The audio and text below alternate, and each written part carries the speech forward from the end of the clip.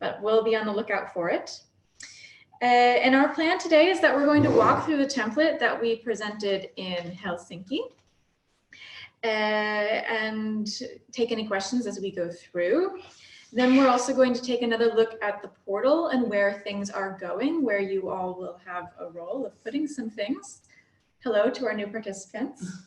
And then finally, if there's any leftover questions when we get to the end, we'll take them. Do you want to say anything besides hi? Oh, hi. Just completely ignored that you were here. No.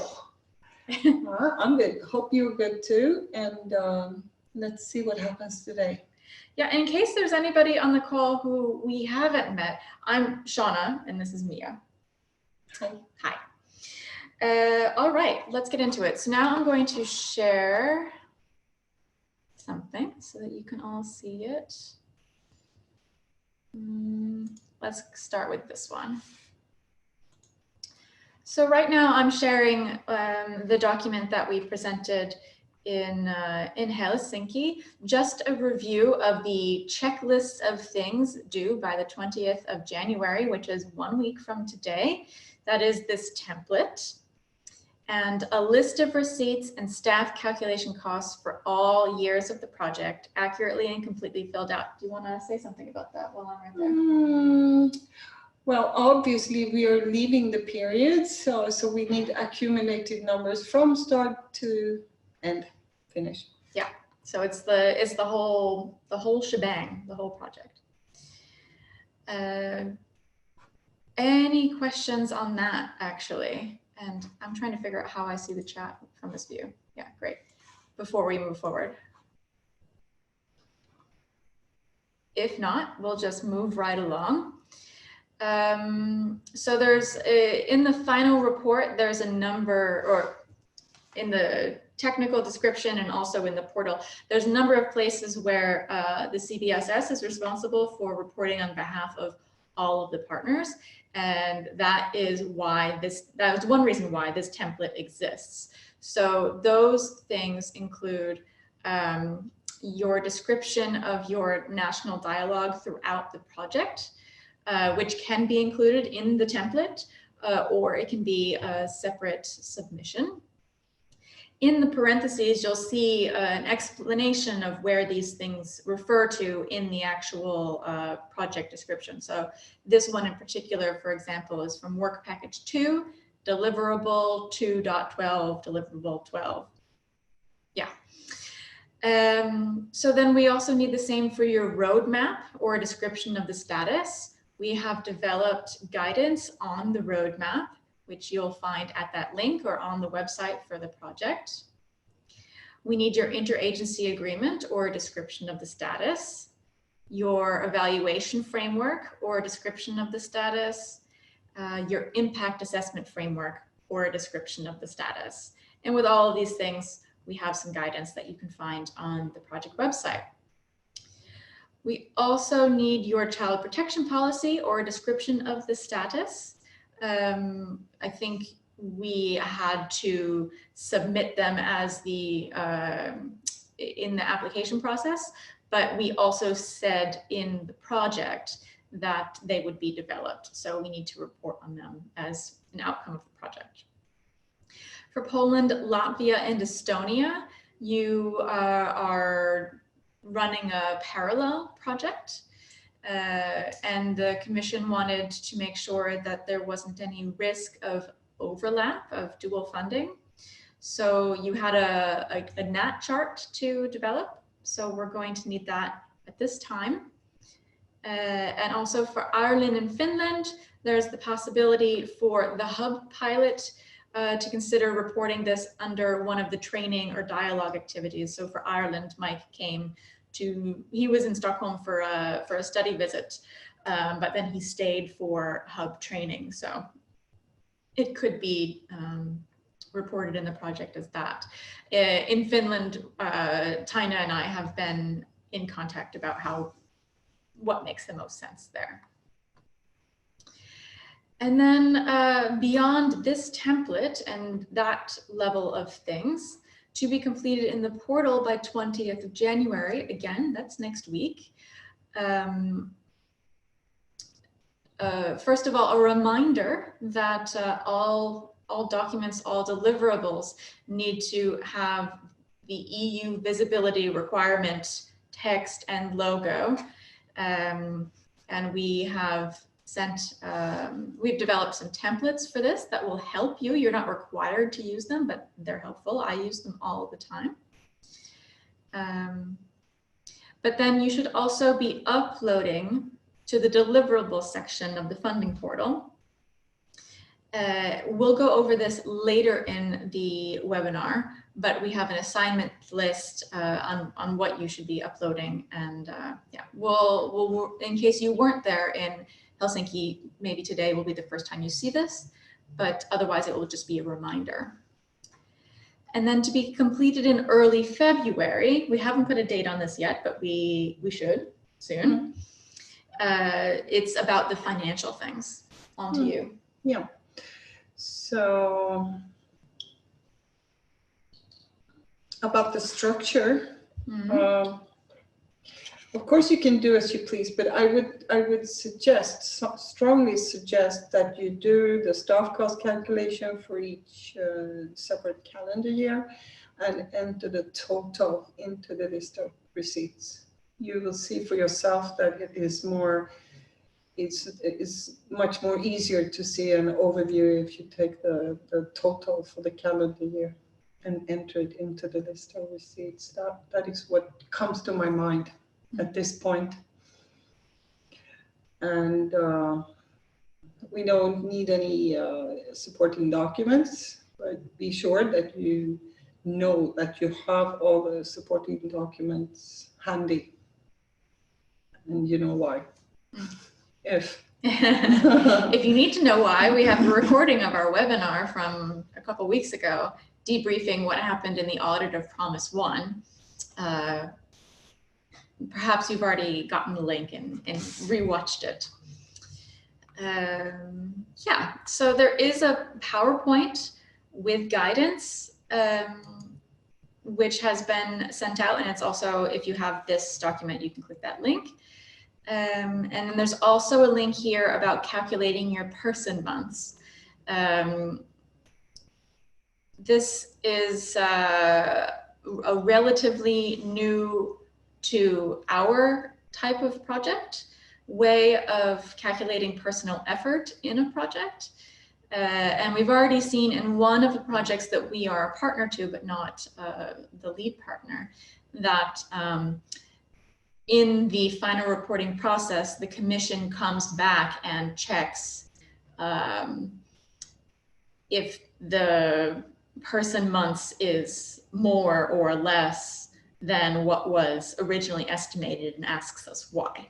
So I would highly recommend reviewing the information at that link and making a best effort at calculating your own person months. And it will depend heavily on, for example, your hours per day as is stipulated in your personnel handbook, for example. Yeah, perhaps even on how many holiday days you get a year, whatever else. Your contract. Yeah. Yeah.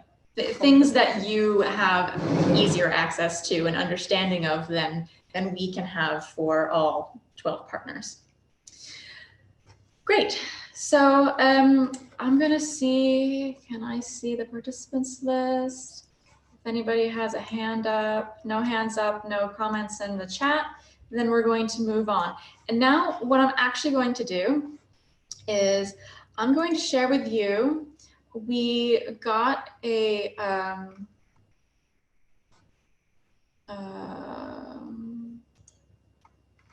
we got a reporting template back already from Finland. So I thought we can look at this one as an example of how to fill it out. And see if anyone has any questions on this. So Finland has reported that they don't have any analytical activities. So just a refresher, this whole beginning section of the template is the statistics part of the reporting. And I here will collect all of these for the whole project and make a total. And I did my best effort to reduce a lot of the repetitive type of categories, for example, or categories that are just not relevant for our work. And to try to reduce repetitiveness in general through this whole section. So I would say, do your best here. And it might be that if you categorize something as one thing and most others are categorizing it as another thing, then I'll put them together into something that makes sense. Ireland asks, we've sent a lot of this to you already. Do you need us to resubmit? Have you sent this template? I don't, maybe you did actually, but at this point it was like a month and a half ago. I'll have to go back and check and then get back to you, Ireland. If you've already submitted this template, then unless I have questions, then you don't need to submit it again. Just before Helsinki. Well, you might learn some new information today. Keep me posted. So this section here, with analytical activities and training activities, and I think communications activities is down at the bottom, something like this. It helps to think about the activities that you actually have assigned to you in the project. So in this case, I don't think, unless you did extra work and want to assign it to the project and it makes sense that you did some analytical activity, or for example, as part of your national dialogue or work to develop one of your frameworks, there was an analytical activity as part of that, then, I mean, this is where that could go, but Finland didn't have anything like this. For training activities in Finland, they had 3, and this is the total amount of people according to the types of groups. And then if you developed any specific training modules, this is where you would describe them here at 2.3. So they have described their training modules there. So in mutual learning, exchange of good practice and cooperation,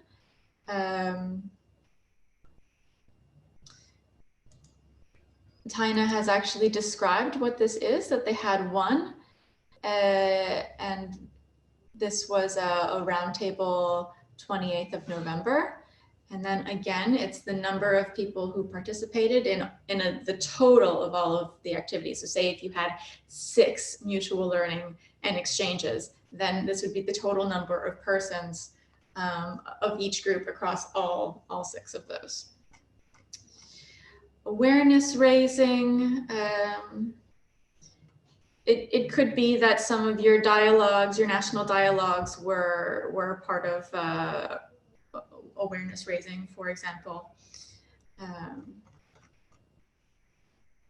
Types of material. I'm not sure that many people in this project will have developed a book or a newsletter or something like this. Maybe a blog post would be nice to know if you've developed anything like this. This was a question that, that Finland has brought up, how to know the total funding amount for dissemination and communication activities.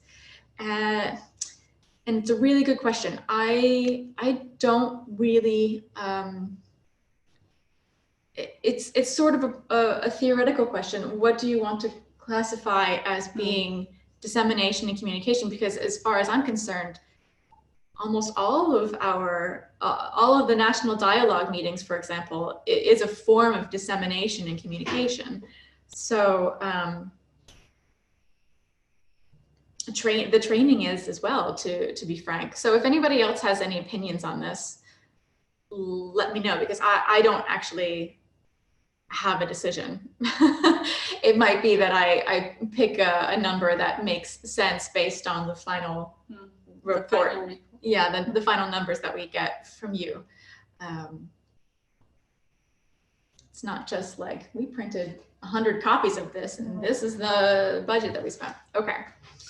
So this is a nice way of doing it, actually. When I go and put these numbers into the portal, there's not going to be a spot for me to put this extra information. So the commission wants to know, how many times did you organize a workshop?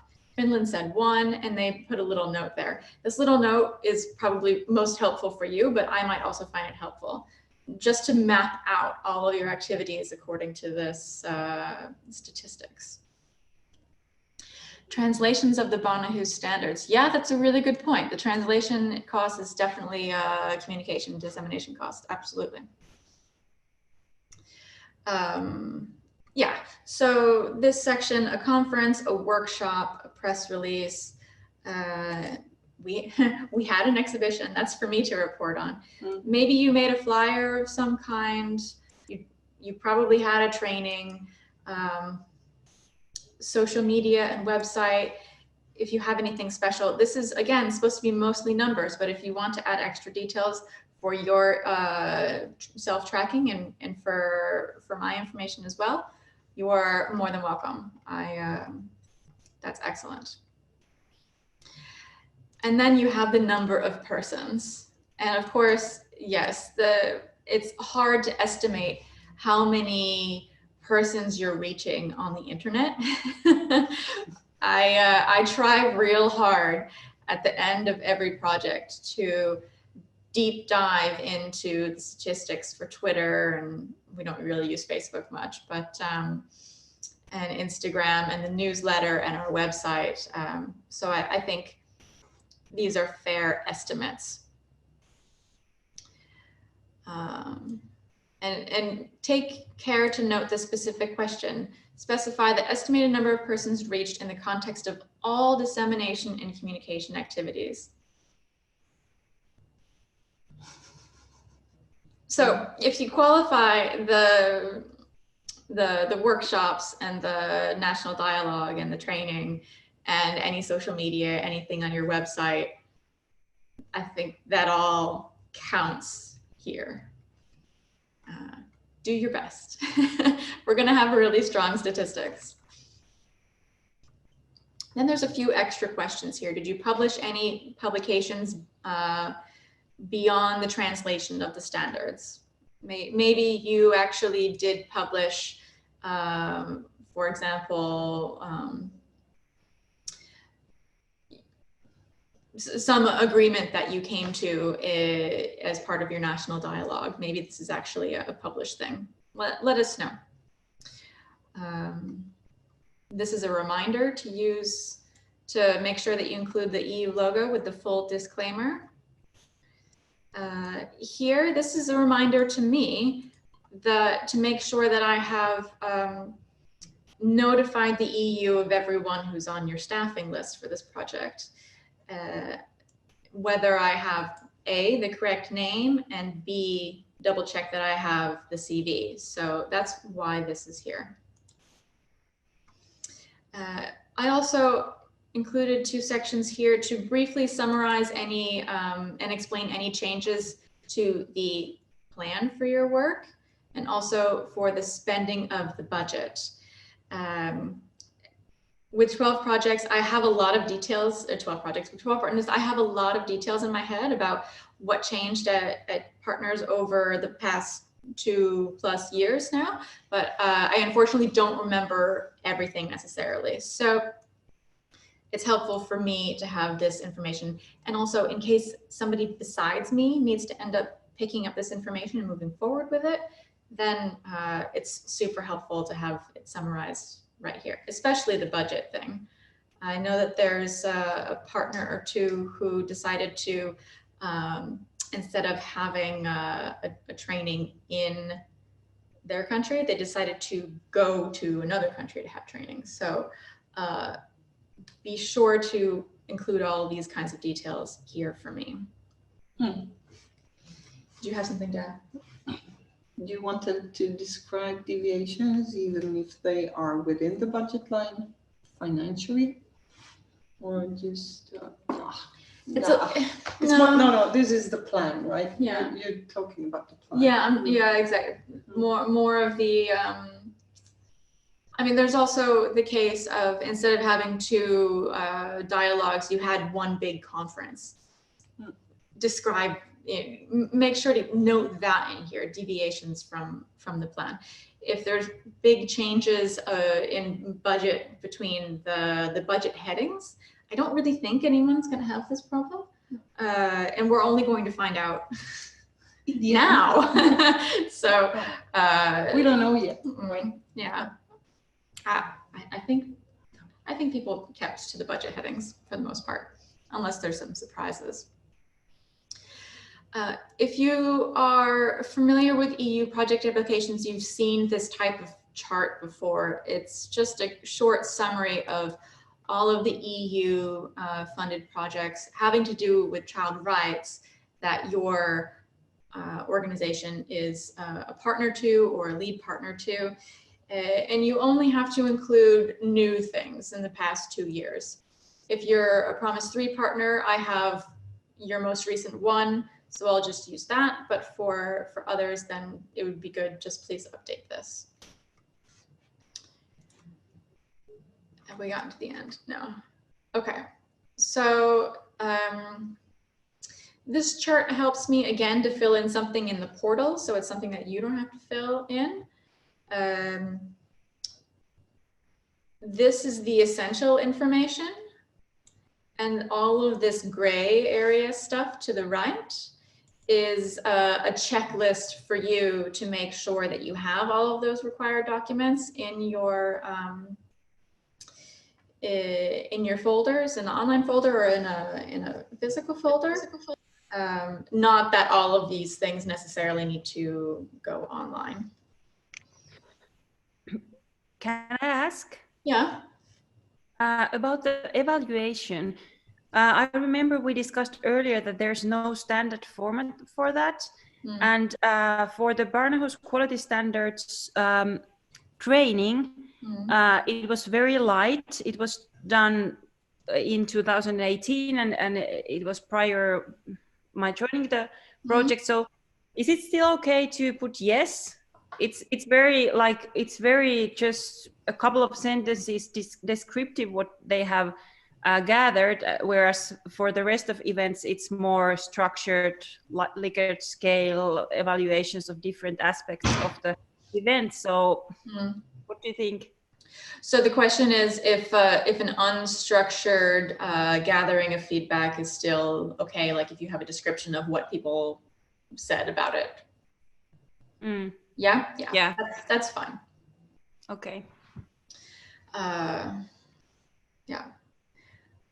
We also had an agreement at the partner meeting about which kinds of meetings did need evaluation and which kinds didn't. I think like dialogue meetings where it's like the same people meeting all the time didn't need them.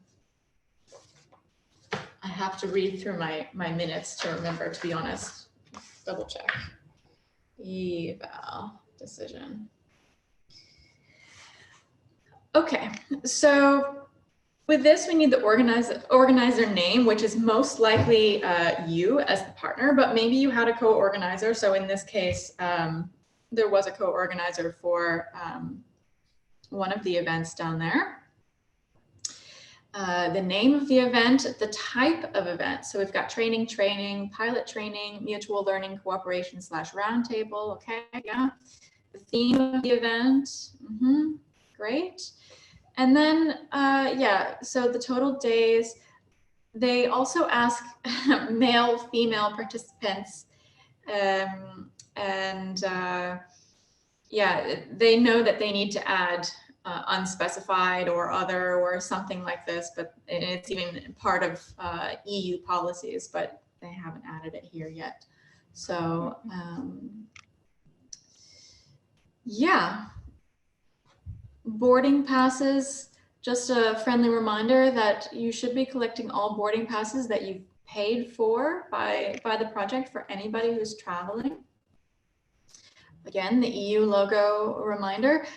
If you have a signature sheet, so the signature sheet does go online when you do your reporting in the portal.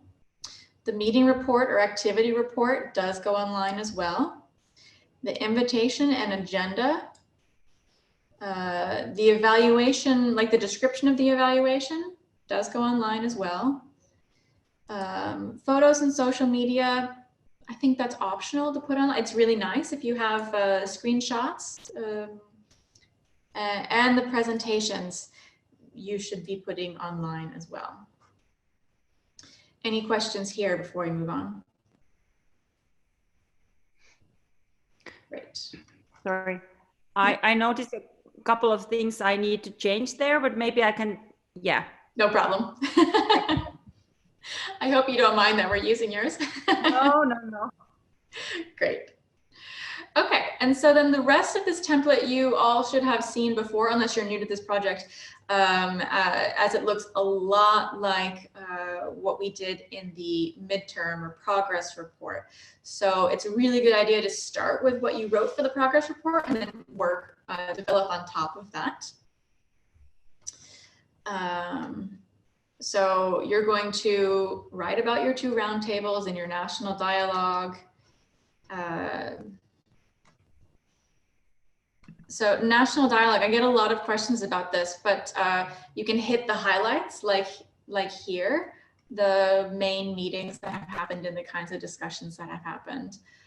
You can also go way more detailed. If you have a more detailed list, you can just reuse that. Why not? It's most important to both talk about the actual events that have happened, but also to overall hit the highlight of what have you achieved with this national dialogue? Who has become engaged? What opinions have you changed? What has it meant to the establishment of Barnehus in your country? Or the evolution of some processes. So great, we have some short description here of the national roadmaps, the frameworks, and then the last bit here is that as part of the project, you and I should have had regular exchanges at a minimum quarterly to the project, but most of us have had lots of email back and forth, and even for many of you, we had this one-on-one check-in, so that's part of it as well. So it would be great if you describe the nature of our communication and any specific events that happened. I will add on to this as well, but to get it started. And then other issues. So this is another place to more formally describe to the EU about any special situations that meant a delay or a change in the plan, making 2 events become 1, for example. Suddenly have the Spice Girls playing in my head. Yeah, so then you have tailor-made trainings, descriptions of the trainings. This is great. Purpose, participants. Definitely make sure with any event, if there's a special outcome, what's happening next. That's really gold for me to write about. Everyone, except for Ireland, should have a translation and editing of the short version of the standards. Another place where this quarterly exchange between us, yes. It would be really great to, oh, you did update this, that's great. Update the timeline of when things happened. So your roundtables, your national dialogue. Of course, national dialogue for all of you is happening throughout the project. Tailor-made trainings. Yeah. The timeline is an important part of what the EU wants from us. Another question? hear someone is unmuted. And that is the whole template there. Any questions before I close this template and we move on to the portal? Make sure that I'm logged into the portal. Great. Then I will switch screens. Yeah. And I will never stop laughing if the portal doesn't let me in today. It's just so perfect.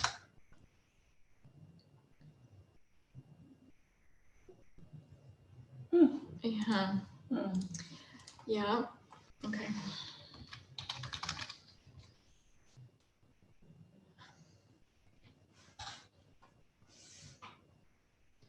I might need to switch to a different user here.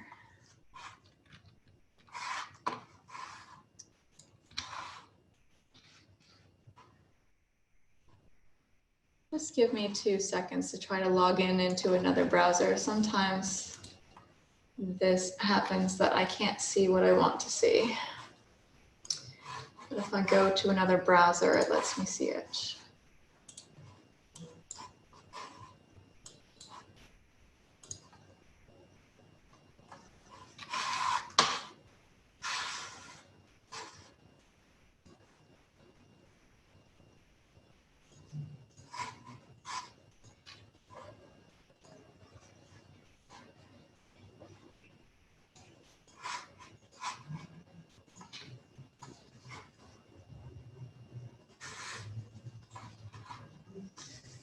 Can you tell me where to find information about Promise Hub? What to do to refer to by this? Yeah, just, yes, changing new share. Let's just do screen 1, this one. Yeah, so, so Ireland, for Promise Hub, let me get to you about that.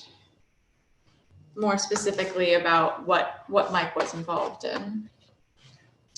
All right, so I'm gonna go to my projects. Let's hope it loads, it does. Okay, so your screen is going to look like this too. When you log in, and you go to the My Projects area where I am right now. I have a few projects going on at the same time here. What you will do when it's time for your reporting, actually, I'm going to back that up even one step. If you want to fix who are your contact people, you click on this Actions button and you go to Manage Consortium. And then you have all the power here. So I'm going to show the CVSS. So I can add a role.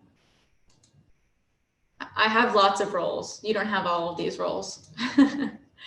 Oh yeah, some people on the call, I think you haven't set your financial signatory yet. I think that's because you didn't have one in the system when we were in Helsinki. So if you haven't done this, this is a reminder that you need to. And it will be your Lear. So whoever is the head person responsible for the administration of this for your organization, that person needs to go in and add who are the people who have the rights to sign things financially. Have I not added Gertrude as ours? Maybe I didn't. That's really funny. Or is it? No, she is. She's the only financial signatory. So anyway, when your Lear finally has done this, then you go in here and you click Add Roles. You click Project Financial Signatory, and it will look like this. You'll have only the people who have the right level of access, and you click that, and you click OK. I won't do that today since we've already done that. And I see that, for example, in Ireland, and this might be the case in other places as well, that if you don't currently have a LEAR, then it is a little bit of an urgent situation to get a new LEAR assigned in the portal, or get a new LEAR, I think it's called LEAR validation. Some of the documents that I've sent out have instructions on how to do this. If you have lost those instructions and can't find them, you can come to this portal and go, there's a, on almost every page except for this one, there's a Horizon 2020 online manual with a lot of information about how to do these kinds of things. So if you need a new LEAR validation or anything like this, if your LEAR needs to figure out how to add financial signatories to the portal, then go to the Horizon 2020 online manual to find more information on how to do those things. Yeah, so now we're going to go back to the My Projects page, and we're going to now go into the Manage Project section. And this is the section where you're going to go when it comes time to actually upload things to the portal for the reporting. And now, loading, loading, loading.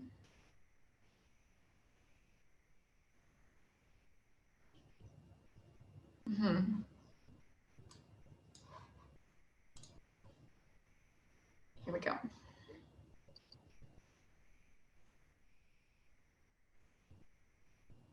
So actually, here's an example of this button. While we're waiting for this page to load, there's there's a big green how-to button.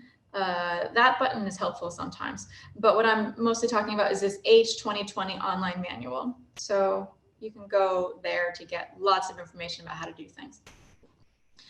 So where you go to upload things is in this continuous reporting area. You want to click this, and then it opens up a new page. Let me just share this screen, in fact. Share.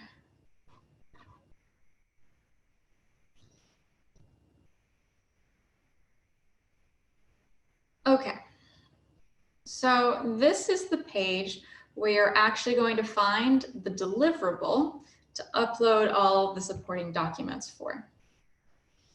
So in this case, I've actually uploaded a lot of hours. You can organize this by lead beneficiary. That's what this column is here. I'm just going to click on that so that it organizes it. This is all the CVSS things that we need to upload things for. And for the most part, there's a couple of things where, for example, Terres Hommes and Child Circle, we've worked closely together on something. So it might be that,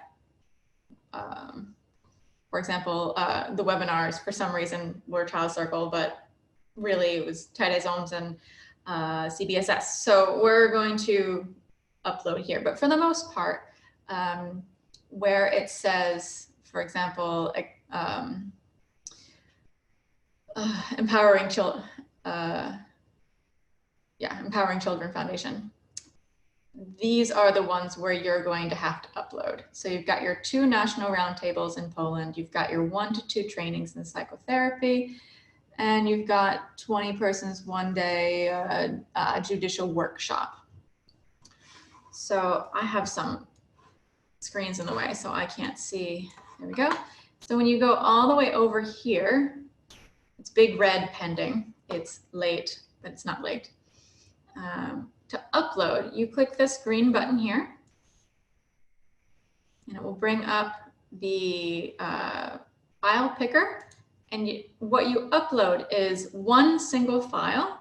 It can be a PDF. So you collect all of the documents that you need to upload into your PDF. Or it can be a zip file. So you zip all of the files into a zip. I'm not going to do this right now because I don't want to actually submit anything, but it will upload, it will tell you if it's succeeded, and then there will be a button where you actually hit submit, and it asks, are you sure you want to submit? And then it's there. Take care though, because as you'll see with these ones, the ones that I have submitted already, I don't have an option to take it away. So once you upload and then hit a submit button specifically for that individual deliverable, you then have to, if you want to take it back and submit it a new one, then you have to actually ask the EU officer to take away the one that you want to upload new. So be careful, be conscientious, look at the checklists, upload everything that you need to. And that's what you do here. And I also will come in and look at everyone's thing. If you want me to look an example of one of yours, for example, before you upload, then I'd love to do that, no problem. There is a maximum file size. Right here it says max size 52 megabytes.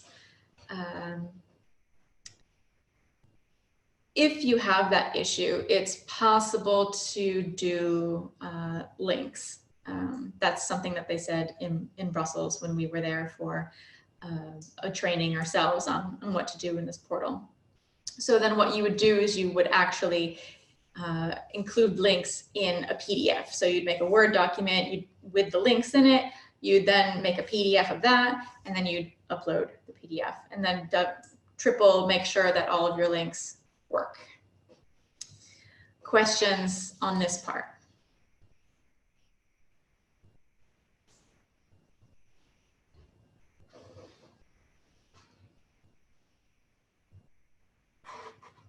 Yeah, okay. That's really cool to know. Thanks, Laura. So Laura said that it might be that that I, as the partner, need to accept the upload.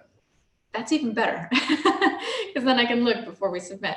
But it's really great that everyone, for the most part, has been keeping really good records of all of their documents in the online folder system that we've had for this project. So it's been super super convenient for me to be able to go in and see where you are, what you're working on, if there's you know, questions inside the project or even outside the project, for me to be able to communicate about what you guys are doing. But also now at this point, for the most part, you should be able to use everything that you've been putting in the online folder, organize it into a PDF or into a zip file, and then upload it here. So I hope that that is helpful for you now.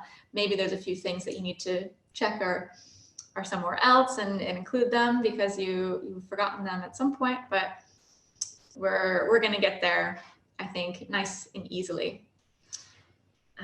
Great. So then in this window here,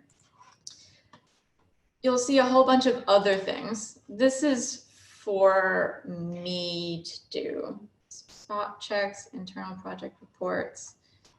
Yeah, I can set those as done.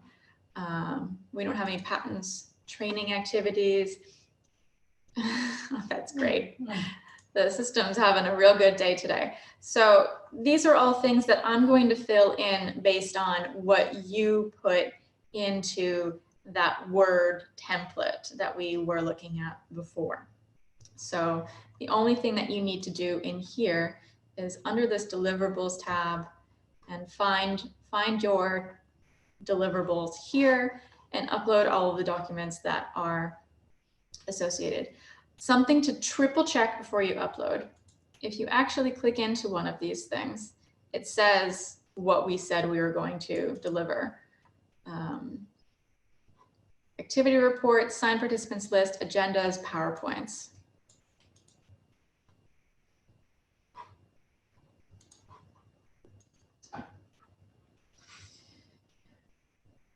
Questions, thoughts, fears, heart palpitations? No. Do you have anything extra here? No, these are activities that has to be documented and they want it online. So yeah.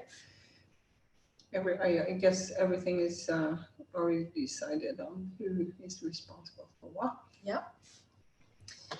That's a good point. If there's any question about what you're unsure, if it's something that I'm going to do, for something that you should do, ask.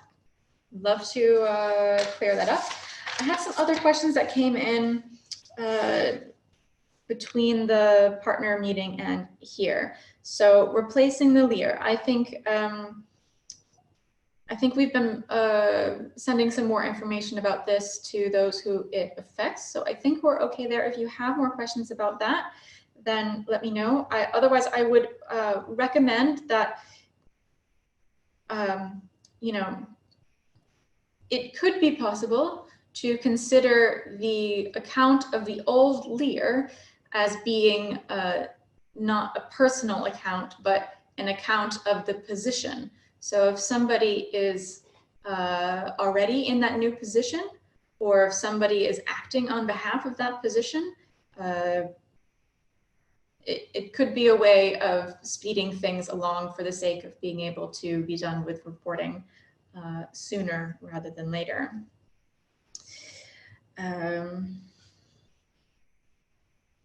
Right. So one of the questions that we received was about the financial reporting in the portal. So I'm going to go back to this page here. When it actually comes time to do the final report, where it says continuous reporting right now, this will actually go away, and now at that time will become final reporting. And it will look a little bit different. Where it says continuous reporting and has this little plus sign next to it, I'm opening the plus sign now. I don't think there's anything underneath there. It will say, there will be another thing like this under here that says financial reporting or something. I have a screenshot of it somewhere. An example? Yeah, I know, I have a screenshot. Portal, users, partner, final report. Yeah, here we go.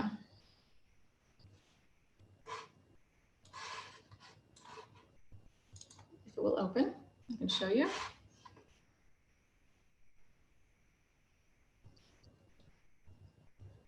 Yeah. No.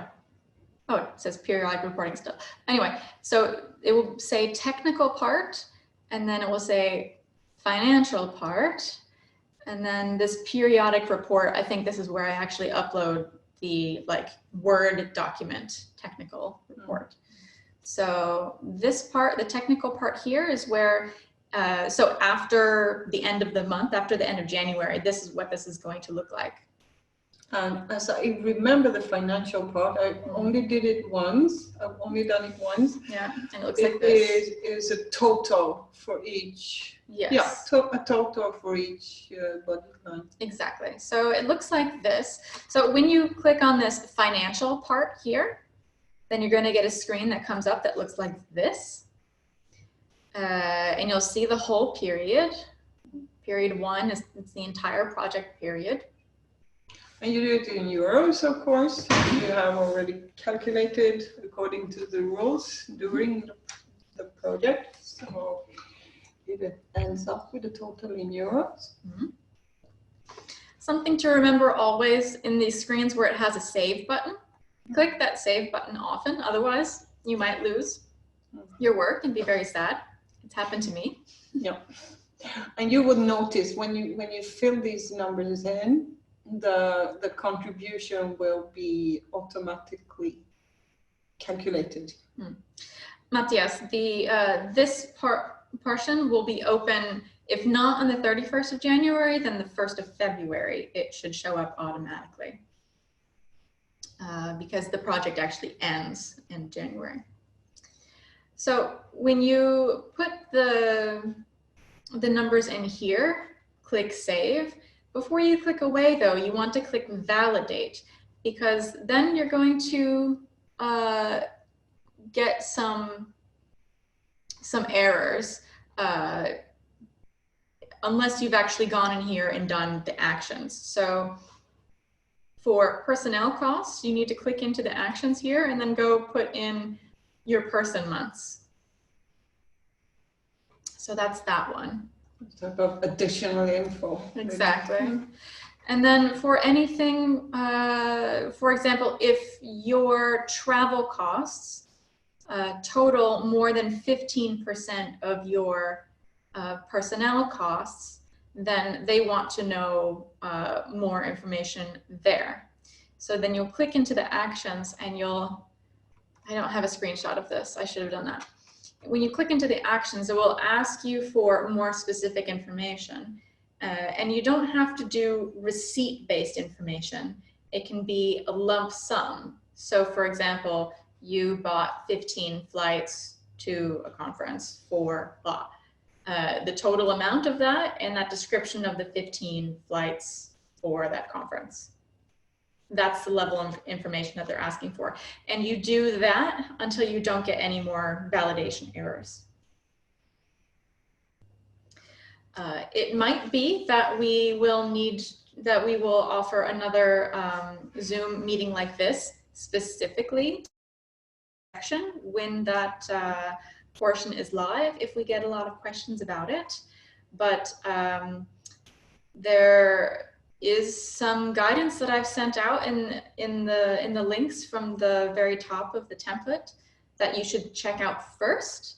And then if you have any more questions, please do email me and we'll try to, I'll try to find a good way to take it as a group so that we all get it right together.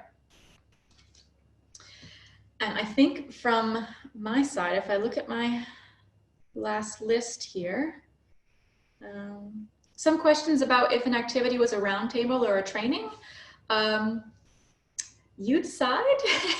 Whatever makes, I would say, whatever makes the most sense in making things fit your reporting. Even if you reported something before as a training, but actually it makes more sense to report it as a roundtable.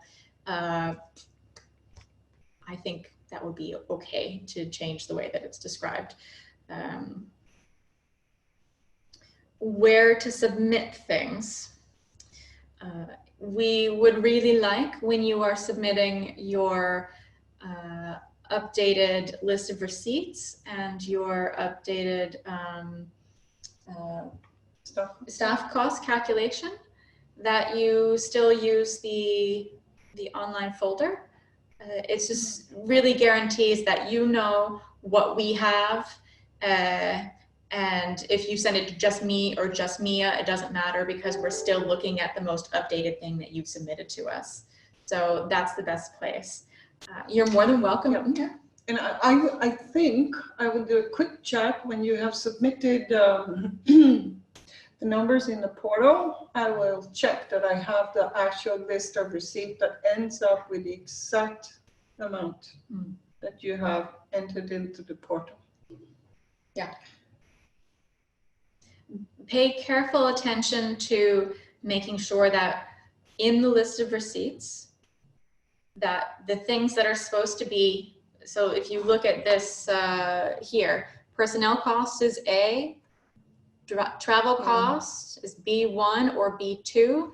So making sure that all of those letters are correct, because your totals, that's how they get, I should be on this side actually, that's how they get calculated. So be sure that that is accurate.